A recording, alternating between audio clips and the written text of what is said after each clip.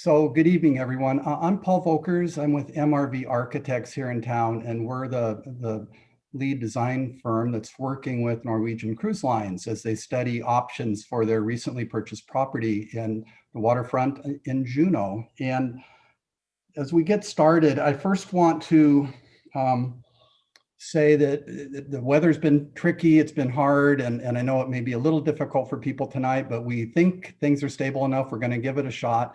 This is going to be an interesting evening where we're going to try a fair bit of community interaction, where we're going to break into smaller chat rooms, and hopefully it'll be fun as we go through this.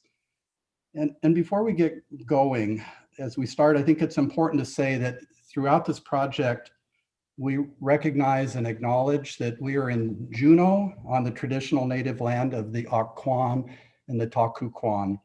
And we intend to protect and honor the Tlingit history and people of this place. So Guno Kish, as we get going. Now, next slide.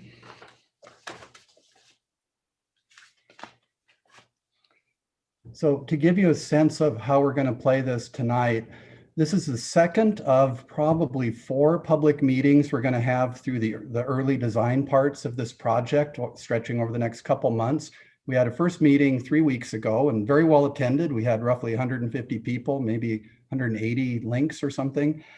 We're going to recap a little bit of some of the information we covered last week and then break into a little bit of new material, a little more information for folks on what we're proposing might work for in-water and upland design, and some conversations on the exciting potential long-term for shared development opportunities with the CBJ properties, for instance, that are next door on one side, and maybe with seawalks and additional dock improvements going the other way past the Coast Guard and the NOAA docks.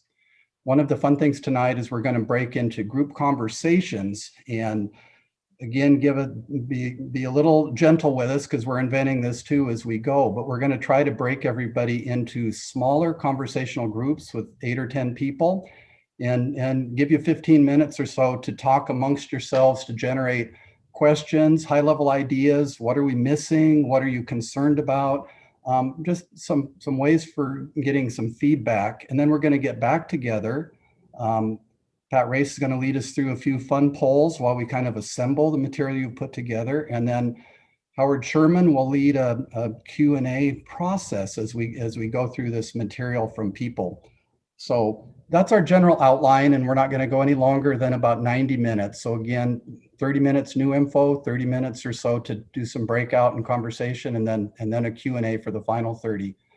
So with that, let's go forward a slide, and I'll turn it over to Howard Sherman, who's Executive Vice President of Norwegian Cruise Lines and our primary contact to get to this point. Thank you, Paul. Yeah, I hope everyone's keeping safe and dry up there. I understand you're having some crazy weather. It's kind of a lighter weather note for us down here is last night we had our first night in South Florida where we dropped below 50 degrees. And what that means is our local weather stations issue an alert for falling iguanas, because they're cold weather animals. And once it drops below 50 degrees, they go from their sleeping perches in the trees and they go into cold shock and they start falling out of the trees. So you have to watch out if you're walking around town. But, I think they take great joy in issuing that alert. Yeah, well, thank you, Paul, for the introduction, and thank you all again for your participation in this forum. And thanks to the tech guys who are figuring out how to make it work, because if it was up to me, we'd all be on a conference call or something. I thought there was a lot of value in the first forum we all did, in showing the community our initial vision for the site, and 2, and then getting the feedback. And we got a lot of feedback, both in questions that night and in online comments on the forum and in the survey they did. It's a lot of really valuable information that we'll go over tonight in some detail. And it's good to see not only what people like and don't like, but the degree to which they like and don't like things. So then we can adjust as needed. I wanted to answer some of those concerns too before we got along too further. One of them was that there were several questions where people were asking if we at NCL would be asking Juneau to help fund the project in any way. The answer to that is no. We won't be asking for any financial assistance from CBJ or from the citizens of Juneau. We could explore financial partnerships with some other corporations and building some elements of the project, but we aren't there yet and we're not talking to anyone yet, but we certainly won't be asking for any public help. So I want to lay that concern to rest. There were also a lot of questions that expressed the concern that we not build strictly seasonal tacky shops, t-shirt shops, or things that might be typical of a tourist type of approach. Things that would be shuttered in the winter and would be little of no value to the residents of Juneau. I want to address that in a little detail, as that is a central concern of mine, not only in Juneau, but in everywhere we've been building the past few years. And I call that authenticity. It's been said that if you build for tourists, it often isn't enjoyed by anyone, tourists or locals. But if you build something for the locals, then tourists are very likely to enjoy it as well. In all of our land-based projects, we have the goals of world-class design, increased environmental sustainability, incorporating local art, and building something authentic to the area. But authenticity means something very different in each area, and it's difficult for us as outsiders to those areas to define what it is. So we like to seek out local partnership or local expertise. And I just wanted to run through what that has meant in a couple of our projects, and this is stuff I've touched on before in some of my other talks, but it's worth reiterating or mentioning for the first time for the people that weren't there. So in Seattle, we had an existing historic terminal building in Pier 66 that needed to be improved. The city was calling for it and we needed it to better accommodate both the cruise passengers and the needs of the community. At the same time, we were being asked to preserve the historic footprint and exterior of the building. So it was just remodeling the interior, rather than doing anything to the exterior, because we had an historic building. That's an example of what is called adaptive reuse of an existing structure, which is a far more environmentally sound way to proceed in building things rather than tearing something down and building something new. So we worked in partnership with the city of Seattle and we completely renovated the interior. This not only resulted in a much better terminal for cruise passengers, but it also resulted in a space that was used 53 times last year for weddings, trade shows, conventions, etc. The building's also being used to house local restaurants, and we're able to bring in a lot of local and native art, which wasn't in the building before. So we ended up with a project that restored an historic building that also ended up being of more use to the community and that spotlighted regional artists. Here in Alaska, we've been involved in 2 different projects up till now. They're under construction currently. In Icy Strait Point, it's a very different approach than we took in Seattle, but with the same goal of authenticity in mind. We knew that we at Norwegian wanted to add a pier. We figured out after consultations that it would be a good idea to add some gondolas there as well, and that we would need retail, food, and some tour building type of facility to support this new area. But in looking for how we wanted to get those things designed and built, we had the benefit of having a fantastic local partner in the Juneau Corporation. They did all the designs for the new buildings, and they came up with beautiful, modest buildings in line with the existing development and with the natural beauty and history of the area. And Juneau Corporation will be operating all of the shops and restaurants with local labor. At NCL, we aren't in the business anywhere of land-based retail or restaurants, nor do we ever want to be. We're a cruise line, that's all we really ever want to do. And the gondolas, one of the reasons we wanted to do them is it would eliminate the need for 70+ buses going back and forth up the mountain, bringing people. So we consider that an improvement in sustainability, certainly for this site as well. At Ward Cove, we also wanted to add a pier. That site, again, was very different because there you had the existing pulp mill. That's, again, of great historic significance to the area. So again, we were lucky enough to be able to partner with 2 local groups there, the Binkley and the Spokely families. They handled the design and the restoration of this historic structure. I'm getting up-to-date photos. I was looking at some today and it's been amazing. They're literally painstakingly cleaning, repairing, and regrouting the existing brick facades by hand, which if anyone has been involved in remortaring existing brick structures, that's a very painstaking process. Reglazing the windows, sealing the surfaces, adding insulation, and it's coming together spectacularly. It's another example of the adaptive reuse of the building, which is, as I said, a very sound environmental way to proceed. And again, there, all the retail and food options will all be local. So with Seattle, IC Strait Point, and Ward Cove, we have 3 very different projects, but all guided by those same principles. Here in Juneau is very different, because here we got this big piece of property. All of a sudden we won the bid, and here we got this big piece of property, and we didn't have much in the way of needs for it, right? Again, we wanted a single pier so that we can move our existing ships that visit Juneau from having to sit at anchor to actually being able to tie up at the pier and connect to shore power. You know, we were never looking for any increase in volume in our visits to Alaska. You really couldn't accommodate that based upon availability at the other ports anyway. So even if you were looking to do it, it's not something that could be done. And we saw this as a win-win-win for NCL, for Juneau, and for the environment.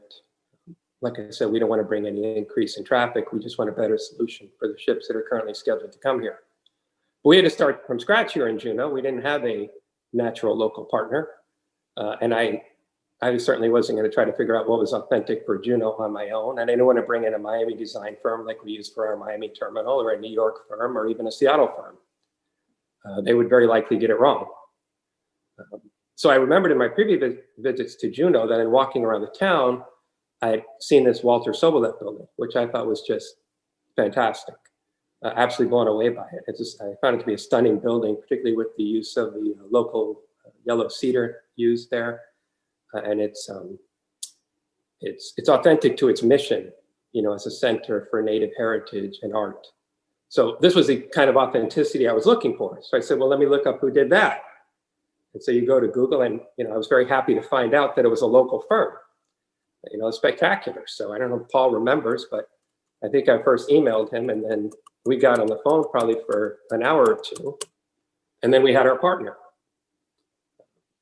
We knew from then on that they would be our local design experts, and we could take our cues from them, and it's been smooth sailing ever since. So since then, we've talked to a lot of other local people to come up with these overall goals that you see on the slide here. I don't know, can you see it? I can't see it.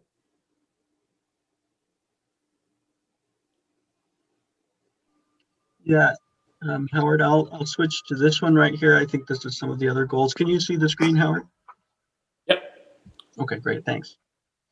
So yeah, just to reiterate, the Seawalk, obviously first and foremost, and we'll get into some of the community response on that too. Year-round community use, which I mentioned. Having a green space, that was one of my early observations, is when you walk the waterfront right now, it's heavily built out and programmed, and there isn't green space, which is, you know, first of all, pleasing to the eye, but it's also, it's a place that people can just congregate or have picnics and enjoy the view. Arts integration, that's something, as I said, we want to do everywhere that we're involved with, is we want to not only showcase art, but we want to showcase local art. Ocean education, that's been a long-term goal of the site, and that's something that we've come to embrace as a goal for the site. Sustainability, that was one of our first goals, not only here, but really everywhere we're getting involved with, is the electrification of the docks, and that's something that will become, you know, really table stakes, I think, as we go forward in ports around the world.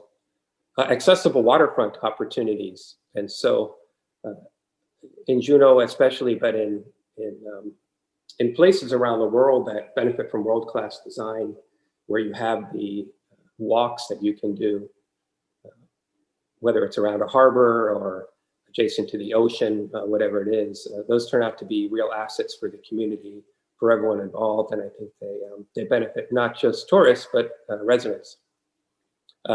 In exploring the site with different groups, we began to find out that it could be something that'd be worthwhile for the Coast Guard. And then we would need to, of course, this referenced here, liaise with CBJ as they own the adjacent properties. And then, you know, we want to have a strong pedestrian and bike focus. So you end up with a site, hopefully, where you have a park where people can congregate by foot. You'll have people being able to access it by foot and by bicycle. If you have a small boat harbor adjacent to it, then people are coming to it by boat. Of course, you have cruise ships tie up, and we're also talking about underground parking. So lots of accessibility to the site, and these are the type of things that will help make it a year-round destination. Okay, next slide.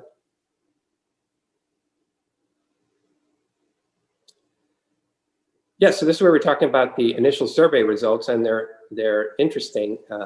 If you look at them, they're graded from very negative, from left to right, slightly negative, neutral, slightly positive, and very positive.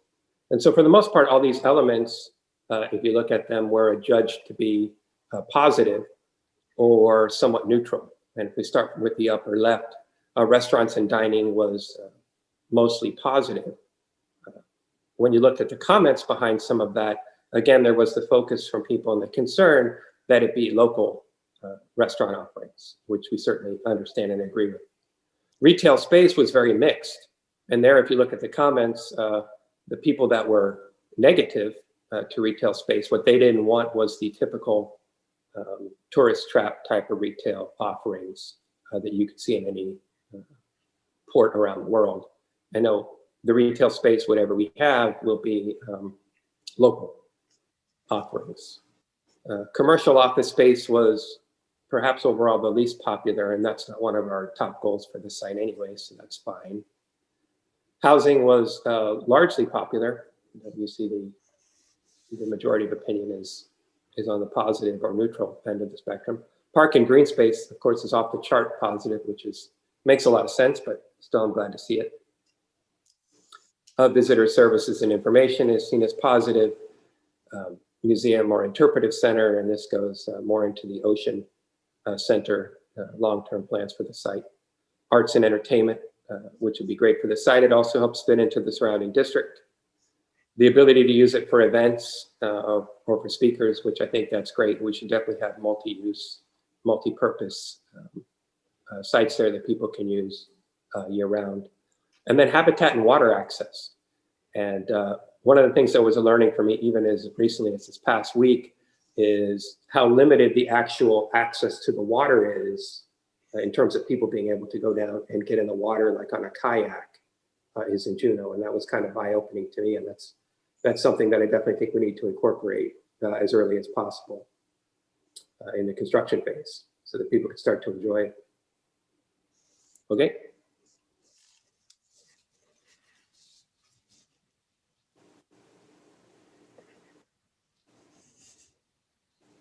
Did I miss a slide? There we go.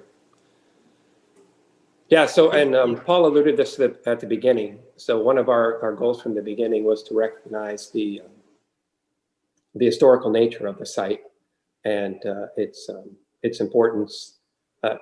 Not so much the site in particular, because the site was largely tidelands at the time, although the tidelands were significant because they were shallow. And so they were used to gather shellfish, to gather driftwood, but also for canoes to pass over to and from the village and fishing.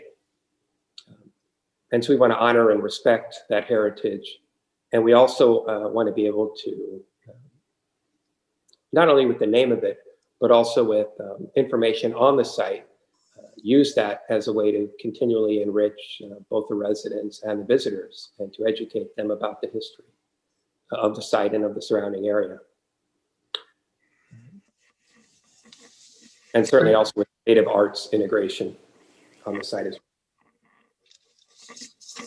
Great, thanks. I think, Paul, I just wanted to make sure you were still having audio. I'm going to skip a few slides forward. We went back some. So. Yep, I'm unmuted now. Thanks, Zane. Okay, very briefly, and to make sure we don't get too behind here, this is just a recap, folks, of where we've been. We were first hired by Norwegian about a year ago and got going on some background information. We don't need to say, everybody knows that COVID just sort of stopped the year in its tracks. And the meeting that we were originally thinking we would start in February or March ended up being in November and December. So here we are at our second meeting. And again, Howard's done a good job articulating that what we're trying to do is show some starting ideas, potentials for the site, and create a forum so we can really hear from the community and then start to assemble that into some sketch ideas that further pursue options and come back and maybe by the end of this month and have another meeting on some more design improvement. So let's skip forward. And this is somewhat repeating from our first meeting, but it's important for everyone, if you didn't catch the first one, the context of our project. The NCL property is the gold rectangle in the middle of the highlighted colored area. And we recommended to Norwegian, and they understood the value of that we look at kind of a master plan level that went all the way from the beautiful new Overstreet Park on the left side of this slide, and starting about at Gold Creek at the end of that current seawalk, and looking across some potentials for that. That's all, for the most part, city tideland fill with one thin lot owned by AEOP, past the Norwegian lot, and then on along with Coast Guard dock and NOAA dock, and all the way over to roughly the hangar on the wharf. So that's the context of what we want to at least show some long-term potentials, okay? So here's a sketch. And again, this is just a starting idea that shows kind of at a high level, a long-range goal of what the community might work toward in that area. And again, it's the same general area. Starting at the far left, we're picking up the end of the current seawalk. And I think virtually everyone in town would love to be able to have that quality of seawalk that came all the way around, connected to Merchants Wharf and kept on going. It'll be a huge driver for both locals and visitors. The green colored area, most of that is city tidelands right now that would in some fashion be filled and developed in the future. And we're trying to at least springboard some of that conversation. The area that NCL owns is right in the middle where Zane is illustrating with his cursor. And you can see that it's basically viewed as a linchpin site, and it provides the most logical access for the future CBJ submerged tidelands. It provides the perfect place for linking to Seawalk, providing links to Coast Guard and some adjoining uses. In this sketch, we have dubbed in some things on the right side of the page that are lifted whole cloth from a study that Dick Somerville, who's going to be speaking to you in just a moment, is close to completing for the city and borough of Juneau right now, that shows a recommended smaller berth that works for the uncruised scale of berths and improves and works with some of the mooring that Gold Belt has right now. So these are just ideas, but you can see the long-term potential of bringing the Seawalk front forward and getting all these new beautiful water-oriented features in the area. Okay. Let's move forward. And this is a sketch we've prepared of a potential build out of the site. And we have rendered in at scale accurately the size of the largest Norwegian ship that would come to Juneau, the Bliss. And we've proposed a dock orientation that Dick will explain a little bit more, that basically comes just straight off of Whittier for logistics simplicity, for weather purposes and a lot of other reasons. We also like the potential of using Whittier because it keeps the ship as far as possible to the east, as close as practical to the other ships in town. And that has the key benefit of preserving as much of the view plane and the view shed as you come around, by Gold Creek, that vista that we all love so much looking south down the channel. As much of that as possible is protected and maintained. And so in this rendering, again, you see some quick ideas of fill and habitat and soft sand areas, and maybe even totems and other cultural elements and this is trailing across on the city portions of land. And we think there's going to be an active dialogue working with the city to help make some of this happen. One last thing on this slide before we introduce Dick is that we've shown the potential of an occupied green roof that slopes up and over all the way out to the leading edge of the water. And for initial sketch purposes, we've assumed that might actually be the roof of a proposed ocean center that has been studied on the site for a number of years, and a use that Norwegian has said, gee, that fits into our vision pretty well of a high value, high impact use on this waterfront edge of the site. So with that, let me introduce Dick Somerville. He's been working with Captain Ed Page of Marine Exchange in town to do a lot of navigational analysis and waterside elements, and he's going to give you a high-level summary of some of those. Okay, thank you, Paul, and good evening, everyone. My name is Dick Somerville, and I'm a principal of PND Engineers, and I manage our Southeast operations here out of Juneau. So PND has had really the good fortune to have worked on the Juneau waterfront for well over 40 years now, and we're very happy, very pleased to be working on the MRV team to assist Norwegian Cruise Lines on the development of their subport property. So tonight, I am going to be talking with you briefly about some of the engineering and navigation and permitting aspects associated with the dock itself. So this first slide really shows a listing, if you will, of some of the fundamental elements of the proposed dock. And what's being proposed here is just a single berth for a breakaway plus class of ship, such as the Bliss, which has been calling on Juneau for the past couple of years now. It's one of the largest ships that comes into Juneau. And the berth itself will have a central floating pontoon. This is for safe passenger loading. And the idea there is that the pontoon will float up and down with the ship and with the tide, and it makes that transfer of passengers on and off the vessel much safer. There's the lower left-hand photo is an example of the floating berth for the CBJ that we designed for them a few years ago.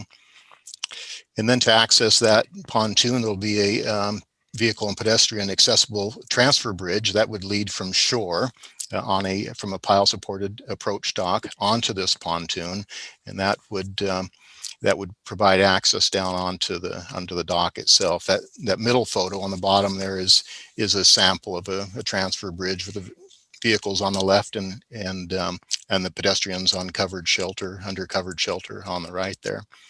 Also, both forward and aft on the pontoon, there'll be mooring and breasting dolphins with power capstans. That's what actually secures the ship's lines. Well, let's go ahead and stay back there. That secures the ship to the dock itself.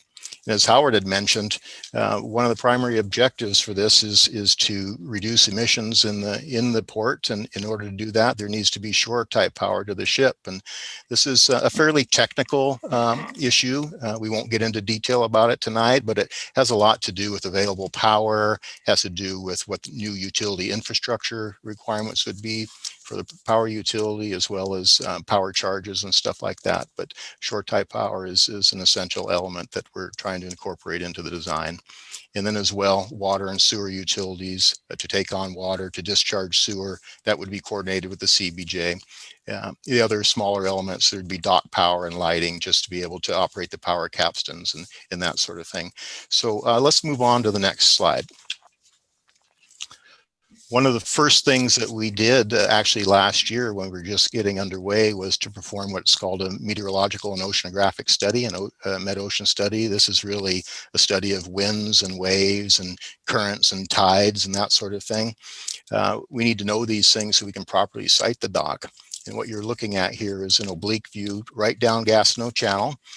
From the project site there, you can see all the way to the nearest landmass, looking in this view up southeast, past Grand Island to the south side of Taku Inlet. It's 19 miles of fetch, so that's an unobstructed distance over the water. And as we all know from looking out the window the last couple of days or walking downtown, we can really funnel some winds in through this channel, and that generates waves and so forth. And at this particular site, you can see to the lower left where the dock is being proposed. We want to orient both the ship and the dock to be facing directly into that weather. We don't want to be sideways to the weather, or else we'll have considerable navigation issues to berth, and we'll also have large forces on the side of the ship, and they transfer into the dock. So we're trying to be aligned with that weather, and we're looking at winds up to 60 knots and wave heights at 4.3 feet. If the dock were to slide to the west towards the bridge,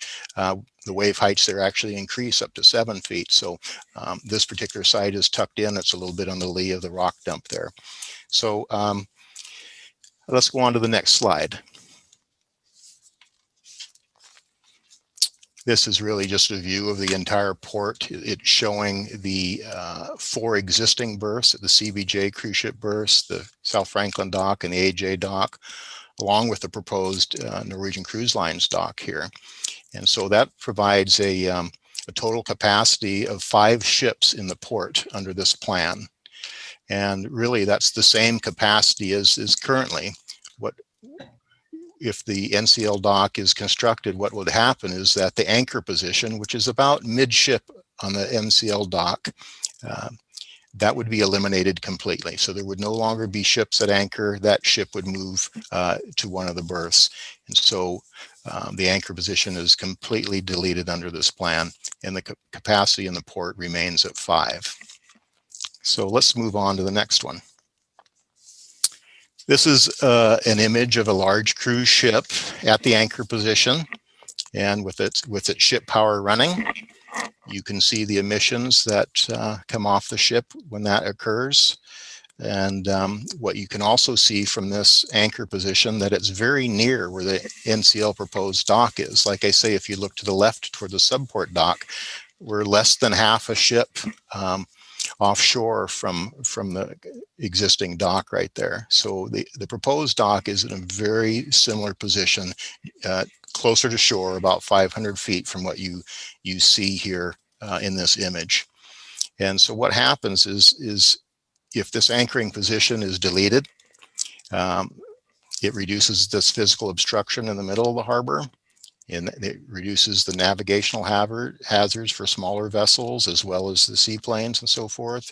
And it obviously can reduce the emissions in the port if that ship was plugged into shore type power at the NCL proposed dock. So let's move to the next slide.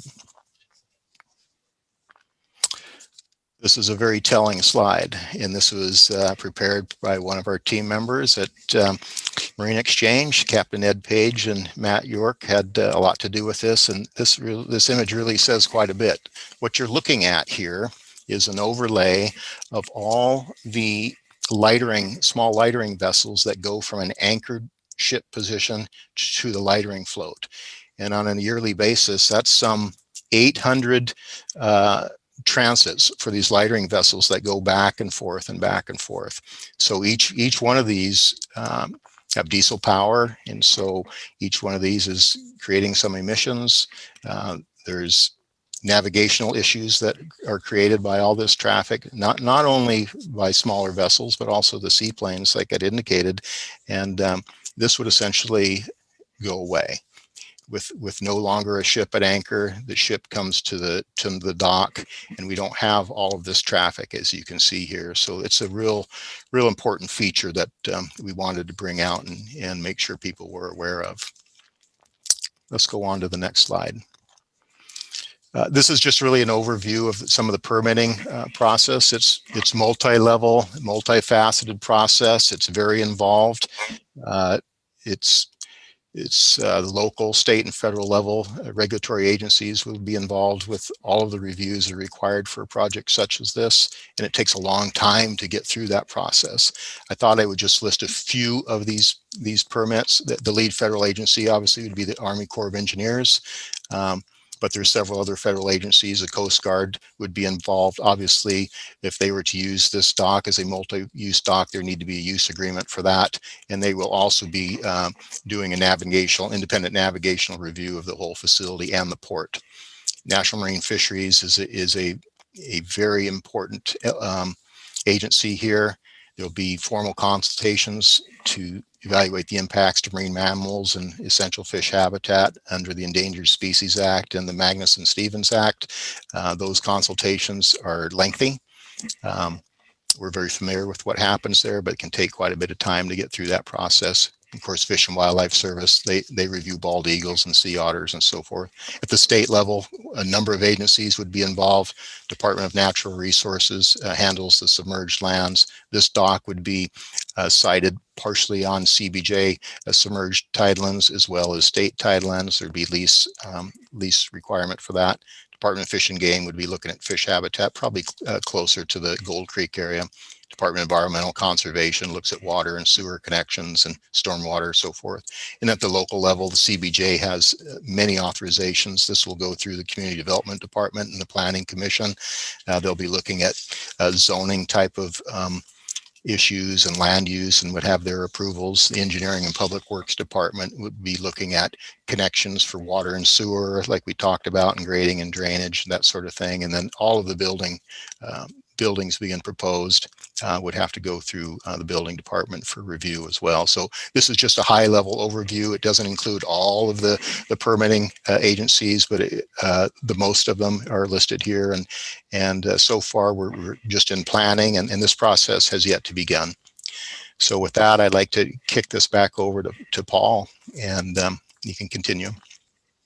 Yeah, thanks, Dick. So we're running a little behind schedule. We're all so excited to share all this information. I'm going to speed it up a little bit and make sure that we have sufficient time to do our group conversations and our Q&A. This is a high-level diagram that shows just the Norwegian site itself, and we're not showing future CBJ fill and seawalk extensions and things, but just to give you a sense of the diagram that we see. The green is obviously where we're representing greenscape and parks and things, and those that would flow beautifully into future city features. And until those features are done, we think this has tons of opportunity in the area where Zane is showing with the cursor. That would be the first phase seawalk, would just pick right up off of Egan, but then bring people front forward along the dock.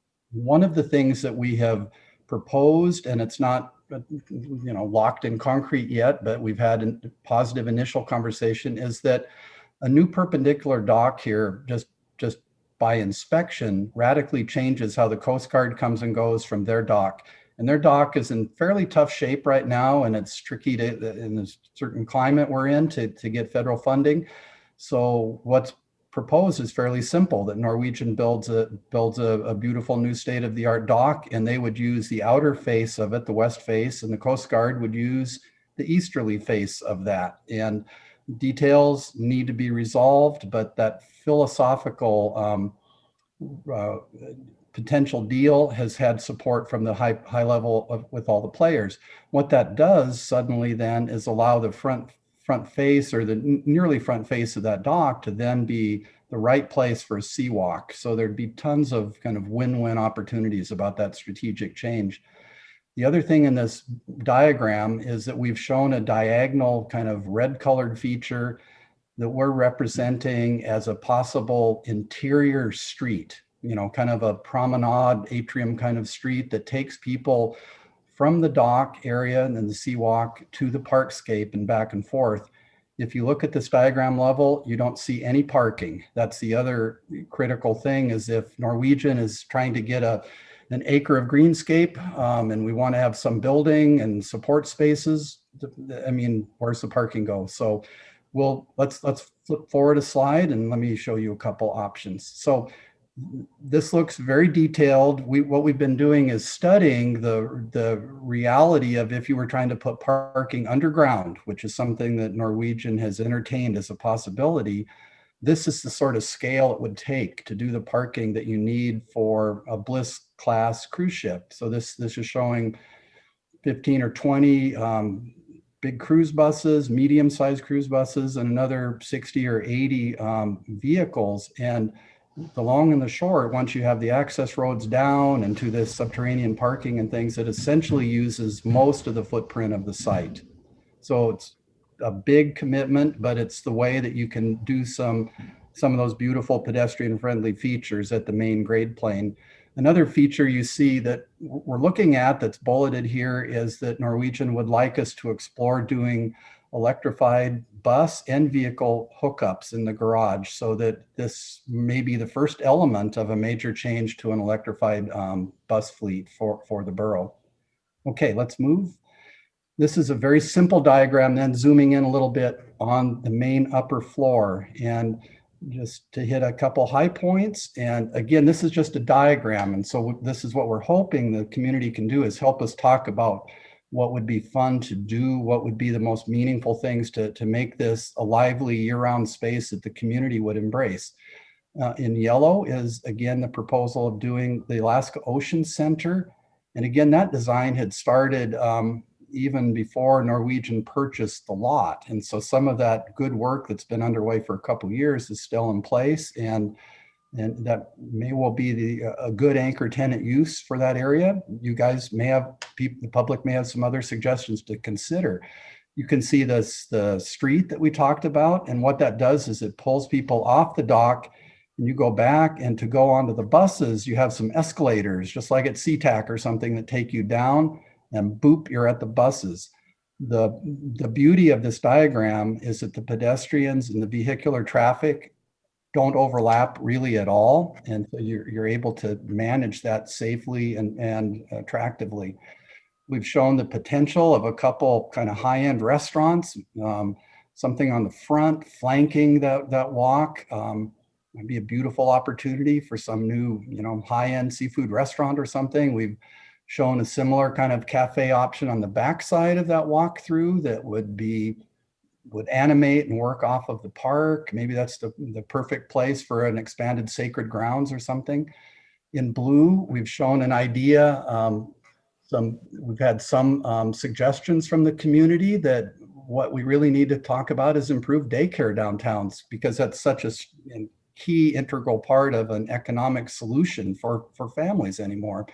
And then some commercial retail along Whittier. So that's just a starting packing of what might happen on this key first floor. One minor thing I forgot to hit is that we think this central street would be a perfect venue to have like small, artist galleries and studio space and things that would then be able to animate that space in the winter as well with art and busking and performances and that kind of thing. Okay, let's move along. Very simple diagram of how that might pack on an upper level. And again, we don't want to get very far on that till we get a little more community feedback, but you can see that just stacks up above that same diagram, floor 2, 3, and 4. And the site is currently zoned mixed use 2, which is a relatively low density, low height zoning. And it only allows us to go up to 4 stories. And that's what we've proposed here. There's been some interest for a number of years downtown about trying to find housing. There's been a gradual reduction of housing downtown. And with that housing, frankly, goes vitality. So there are strong arguments that some mix of housing would be another very attractive piece to go in this facility. We also show a little bit on floor 3, just final point is we show kind of the potential for some public event space that might flow off of that public park and green roof. And it's kind of like Howard talked about weddings at Pier 66 in Seattle or something. Imagine what a fantastic venue that would be to have a wedding or, whatever, a November event or something, looking out over the water up a couple stories there. So some very exciting ideas. Let's move forward. Hi, and this is Zane. I'm going to jump in and introduce real quickly, and we're running a little short on time. We want to save for conversation after. So I have Jim Brennan here, our landscape architect, and he's got a sketch for us to talk about some of the shored developments. Jim, are you there? Yeah, thank you, Jane. And yeah, we're excited to continue our work on another portion of the Seawalk.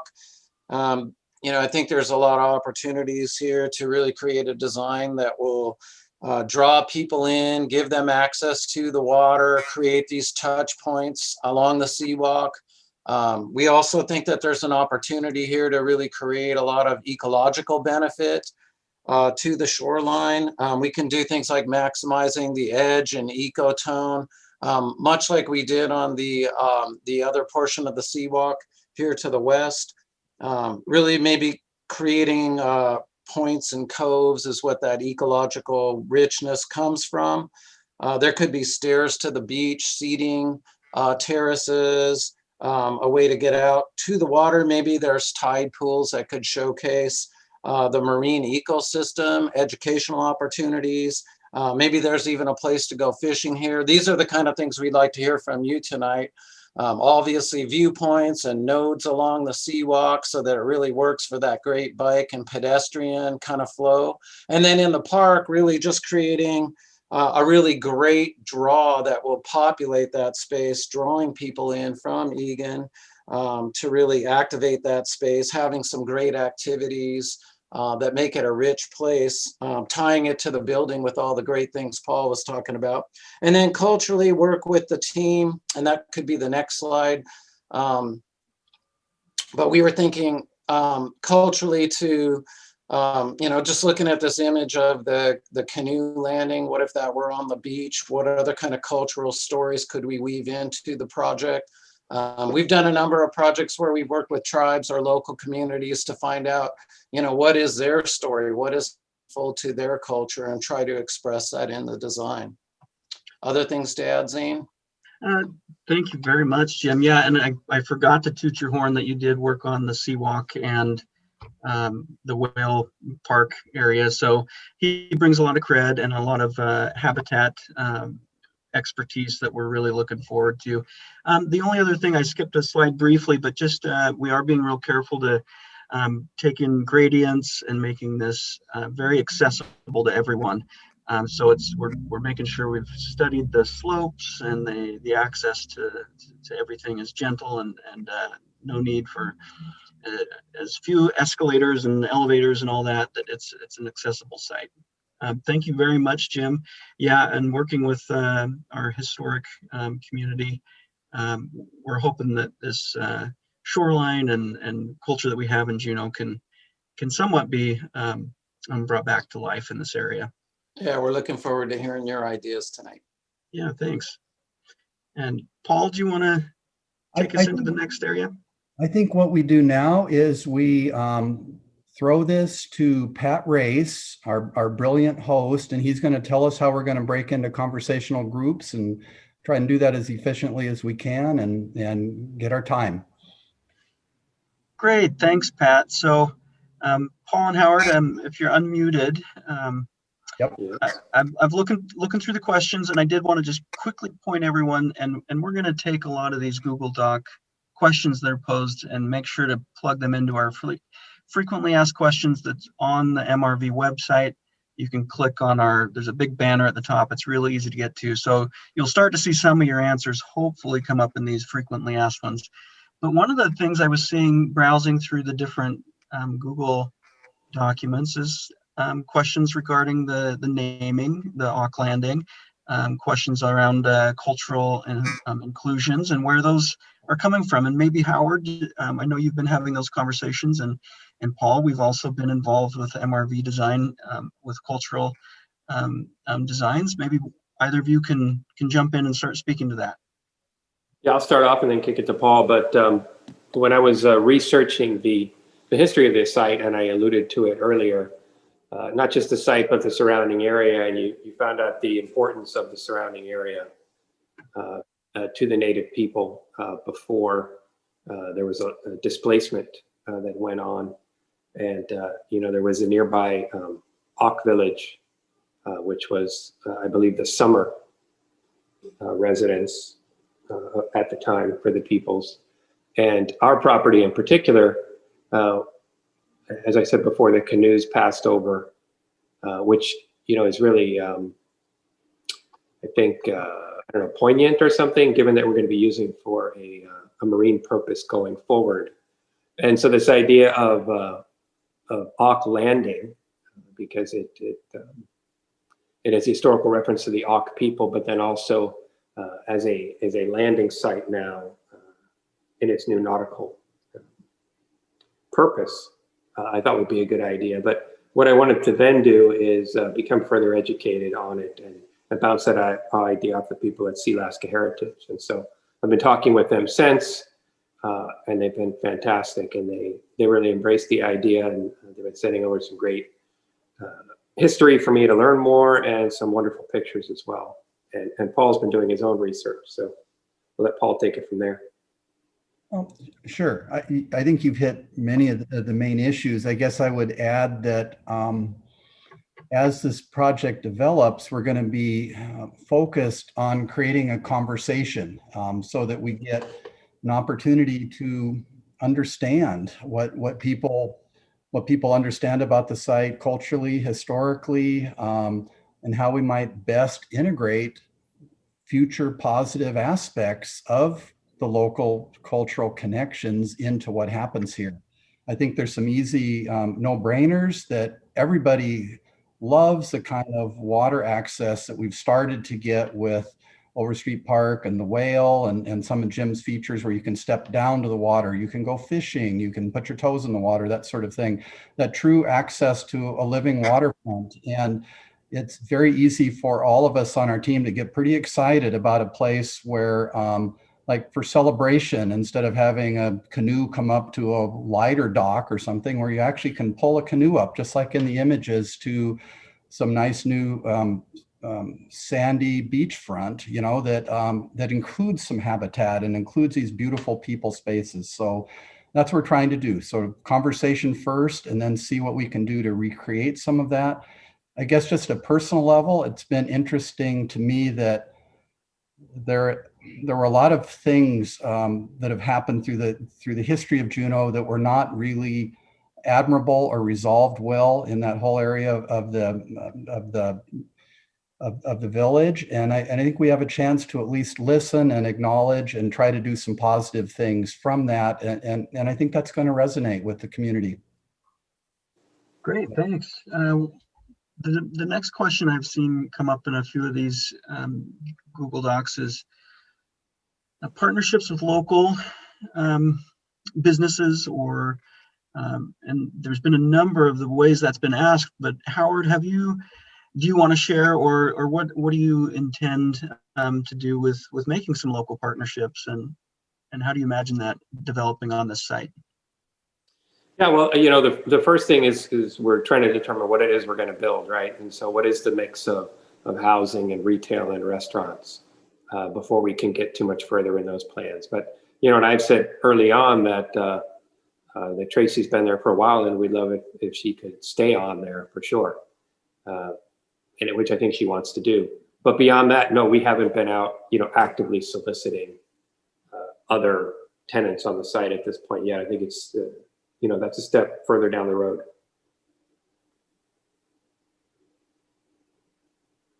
Sounds great. And Paul, maybe you can explain just briefly some of the mix that we've shown and possibility. Sure.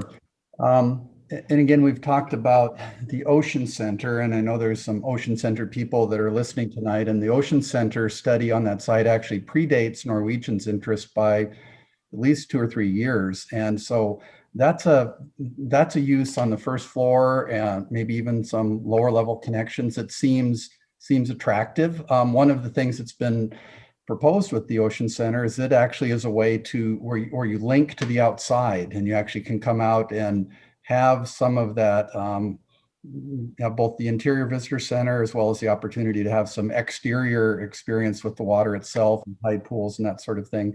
Other uses, you know, we talked about restaurants, but we're imagining this interior street that's kind of like a long linear version of what happens now with the state office building. And as many of you know, that becomes a bit of a winter thoroughfare for Juneau in a way where concerts and events happen and various things. And so something like that might be a way to really animate the center of whatever this building is through the winter with shops and frontage.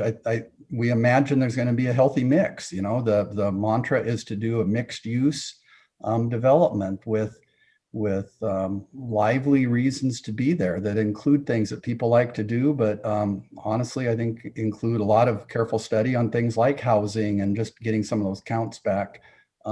Just to range around a bit, one of the rooms I was listening in, Scott Schomburg, who's the city's housing officer, was there, and he threw out a startling statistic. I think he said that since 2017, there have only been 3 housing units added in all of downtown. So there's been this steady erosion of housing, and it's one of the things that keeps places viable. So what that means and how it might be studied is wide open. We saw a lot of support, of course, for things like visitor services, for information, for commercial. It'd be a beautiful place to do an accounting office or something like that. So a lot of flexibility for what that mix might be. Great, thanks. And we'll probably, I guess, aim to wrap up in about 10 minutes. I know we've gone over for everyone, so thank you for hanging with us here. So here's one that's come up that's related to, I guess, to housing, but have you reached out to the Glory Hall, which is our local homeless shelter, and we've also been, we've had an issue, of course, in the area, but has there been any consideration for that population? We had spoken with Glory Hall in, the years are flowing together now, but it was more than a year ago. And we had made a donation because they were doing some kind of rebuilding effort at the time. I don't remember the exact details of it, but yeah, we were very supportive of that. Great, yeah. One of the other ones I'm seeing is there is still some question regarding relationships with the Coast Guard and the existing dock and can you maybe give us a high level? I know those deals haven't been worked out yet, but maybe give us a little more clarity. I'm seeing that come up quite a few times. But yeah, I'll be as clear as I can, and then maybe someone else can jump in too if they can add to what I'm going to say. But as I think it was Paul that said that the docks are definitely in disrepair, and I think there's general agreement on that. And I think there's general agreement too that there could be an opportunity to address that on our site, and they could utilize part of our site. But beyond that, we know that the governmental approval processes for anything, take their time. And so I don't really know that there's much to say beyond that. Can anyone else add to that, Dick or Paul? Well, I'll start and say that our very first conversation were, 10 months ago that included the Admiral and tried to touch with, the Coast Guard is a multi-headed agency, right? And there's a lot of different purviews and different responsibilities. We started with the Admiral and just said, this is a diagram that seems to make sense. And there was an agreement that, yes, it did make sense at a high level to have that conversation. I think all parties get that we now need to get a little down in the weeds about what that means.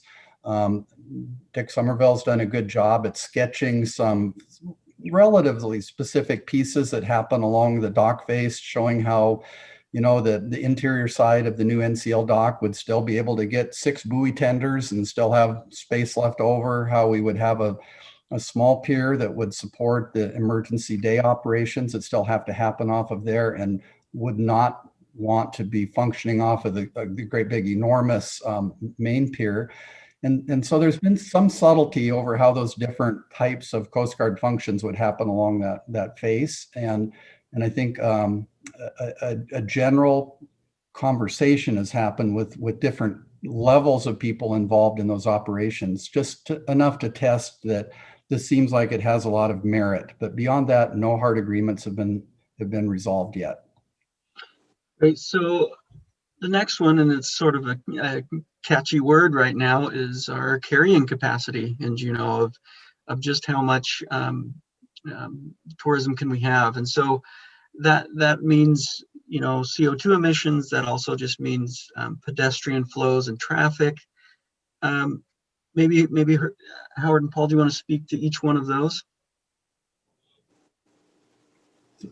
Maybe I'll start with a simple thing, Howard, and then you can look at the broader. One of the things that we may not have hit on the way through this is, again, the fairly simple equation that we're not changing the number of folks that are coming, and we think that if you change where the buses are staged, if you change how the people move around, that at a planning level, we think we can actually argue that we have decreased the impacts on Juneau logistically. A simple example is South Franklin. If the Bliss is tying it up at the rock dump, then all of those buses that are supporting the Bliss need to then transit that that thin stretch of South Franklin that everybody knows is getting pretty constrained right now. If conversely you take those 15 or 20 major buses that are going to serve the Bliss, if it ties up at the new Auk Landing, then they're able to just queue up right at Egan and make a free left turn onto Egan and head out of town. Go out and go to the glacier, go whale watching. So we think if you assume that you're rearranging the same amount of logistical pieces, that it's going to definitely reduce some of the pressures on some of Juneau's infrastructure. Yeah, and Howard, do you want to speak to CO2 emissions and maybe even a little further on sustainability after that? On we've talked about taking the ship off anchor and what that would do for shore power, but maybe touch on that, and then maybe some next ideas about sustainability. Yeah, and I think that's it's a moving target always. And so I think, my goal for all of our sites is improved sustainability, right? So whatever we decide to do now for this site in Juneau or wherever we are around the world, what we do next year has to be better, and it has to match the advances in technology that are available to us at that time. I think fundamentally here there's some underlying dissatisfaction with the current relationship between cruising and the city of Juneau. And obviously cruising is very important to Juneau, and Juneau is immensely important to the cruise lines. But it's an imperfect marriage, as it were. There are areas that need to be improved. And I think a lot of people have been doing a lot of great work to do so. The work that the Tourism Best Management Practices group with Kirby Day over there, they've been doing yeoman's work for a long time now. The Visitor Industry Task Force has been picking up the ball there too, and then trying to figure out the best path forward for Juneau as well. But it needs to be an ongoing effort from all of us. And so, what we're looking at for a big part of the solution here is moving ships from anchorage to tying up at the docks, and the docks being electrified. Having parking facilities that support the future of electric vehicles, so that when Juneau is ready to make that step forward, they have a place that can accommodate that. And so this becomes a springboard for a better, more environmentally sound Juneau. And this project can be a big step forward. But part of the deal is that as part of being human, change is scary, right? And I fully understand and empathize with those that are scared by change, particularly when it's coming from big corporations or coming from cruise lines. But I think, as we're all responsible citizens of Juneau now, and including Norwegian as property owners, we have a responsibility to, yes, oppose change for the worse, but absolutely embrace and support change that's going to give us an improved future. Great, thank you, Howard. And so we're coming up on our 90 minutes, and we just want to be thankful that everybody's been here tonight. We've got one more question for you that I see popping up, and that's related to, again, partnering with locals, but more specifically with the arts groups in town. There's been mention of the JAC, which is our local arts collective community, and we have local artists, obviously, and the Indigenous Cultures Art here, but maybe you can speak to any that you've talked to, or other projects around the world that you've dealt with local art, and how you intend to see that come on our site. Yeah, I think it's tremendously exciting. I think when we deal with other sites around the world, like Miami, for instance, where we're building a terminal, we have this great local effort going on where there's a mural painting competition, and I think we announced a winner already. And they're going to be painted, and there's a cash prize as well, but their mural will be painted on a huge wall facing all the cruise ships when they will be passing out of the Port of Miami. And that will be an annual competition. And so a different local artist will be able to win it annually. And then we've worked with the county and their art experts on curating art in public places for art inside the terminal.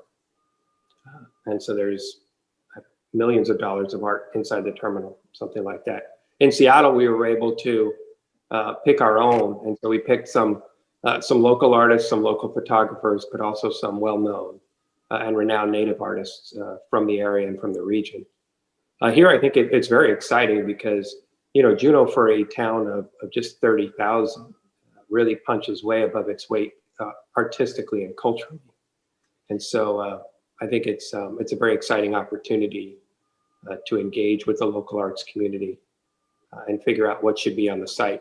But even things like, I know MRV has been done some great work with the wayfinding. And, you know, that's a way also to connect it to the rest of the community, to the surrounding Centennial Hall and the other buildings. And also to, if you look at the wayfinding project they did, it ties to the cultural heritage of the region as well. So it's very exciting. And it's something that's fun for us as well. So Zane, maybe we can pull up the last slide and we'll just kind of bring this to a wrap and give people a sense of where we're going next. So what we're going to do is, yeah, thanks. So a beautiful image that Mary Pat found of, this was 1886, I think, with the canoes and obviously some sort of event or race, and anyway, with the side paddle wheeler in the harbor. Let's see if we can recreate some of that. But anyway, we're going to do some improved sketching based on the feedback tonight and some of this online polling and things, and we will get back together with a meeting on the evening of December 28th. We're going to probably use the exact same times slot of 6:30 to 8, and that'll give 90 minutes, gives us a chance to get into things deeply. And we're looking tentatively at a follow-up meeting in early February, details to be announced.